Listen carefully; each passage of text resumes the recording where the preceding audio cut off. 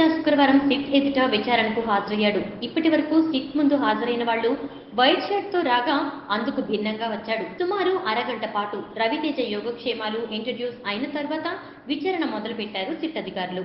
ఇప్పటి వరకు పూరి, చార్మి, సుబ్బరాజు, ముమైత్ ఖాన్, నవదీప్ల నుంచి తీసుకున్న సమాచారాన్ని రవితేజ ముందు పెట్టి ప్రశ్నలు రైజ్ చేస్తున్నారు. ఇక విచారణలో భాగంగా కెల్విన్, జిషాన్లతో రవితేజ పరిచయాలపైనే మధ్యాహ్నం వరకు ప్రశ్నలు కొనసాగినట్టు సమాచారం.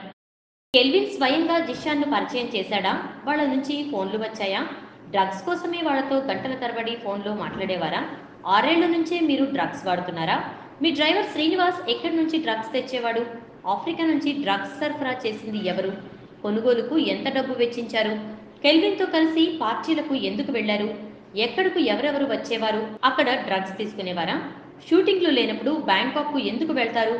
డైరెక్టర్ పూరి జగన్నాథ్తో మీకు ఎలాంటి సంబంధాలు ఉన్నాయి? వంటి ప్రశ్నలను రవితేజ ముందు ఉంచినట్టు సమాచారం. మరోవైపు మత్తు పదార్థాల రవాణాలో ఆరోపణలు ఎదుర్కొంటున్న జిషాన్కు రవితేజతో 6 ఏళ్లుగా క్లోజ్ రిలేషన్ ఉందని అధికారులు గుర్తించారు. రవితేజకు డీలర్ కెల్విన్ ని తానే పరిచయం చేస్తానని, డ్రగ్స్ కూడా సరఫరా చేశానని జిషాన్ విచారణలో వెల్లడించిన సంగతి తెలిసిందే. ఈ నేపథ్యంలో రవితేజ నుంచి కీలక సమాచారం రావచ్చని అంచనా వేస్తున్నారు అధికారులు. మరోవైపు రవితేజ విచారణ తర్వాత మరికొందరికి నోటీసులు ఇవ్వనున్నారు అధికారులు. ఈ జాబితాలో పెద్ద తలకాయలు ఉన్నట్టు సమాచారం.